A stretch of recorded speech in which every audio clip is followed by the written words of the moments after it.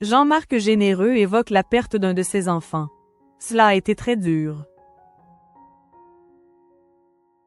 Dans son autobiographie Chaque pas est une leçon de vie parue aux éditions Le Duc, Jean-Marc Généreux s'est livré sur la perte douloureuse du jumeau de Jean-Francis. Une épreuve difficile sur laquelle le chorégraphe est revenu avec émotion auprès de Gala.fr. Un chapitre des plus douloureux. Alors qu'il a repris son siège de juré dans la 14e saison de Danse avec les stars, Jean-Marc Généreux a récemment sorti son autobiographie Chaque pas est une leçon de vie, parue aux éditions Le Duc. Au fil des pages, le chorégraphe de 61 ans revient sur son enfance, sa carrière, son coup de foudre pour sa femme France mais également sur la mort d'un de ses enfants.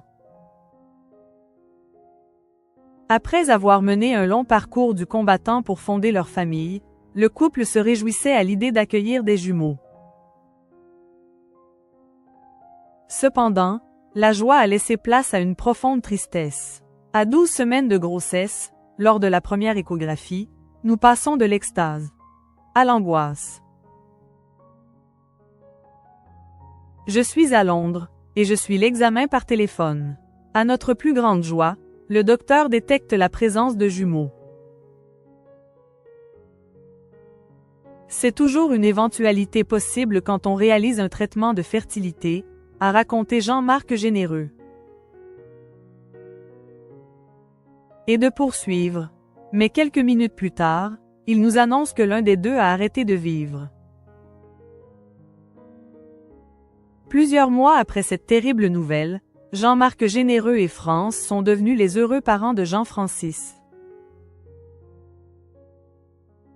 C'est un bébé en pleine santé, nous sommes super heureux, même si nous pensons encore souvent à cet autre petit être qui a vécu 8 semaines dans le ventre de France aux côtés de notre fils, a-t-il confié dans son livre. Lors d'une interview accordée à Gala.fr, Jean-Marc Généreux est revenu avec une vive émotion sur ce drame qui a bouleversé sa vie. J'ai eu un coup de fil lorsque j'étais à Londres. Cela a été très dur, surtout pour France. L'homme qu'elle aimait éperdument n'était pas là à ses côtés, a-t-il confié, la voix enrouée.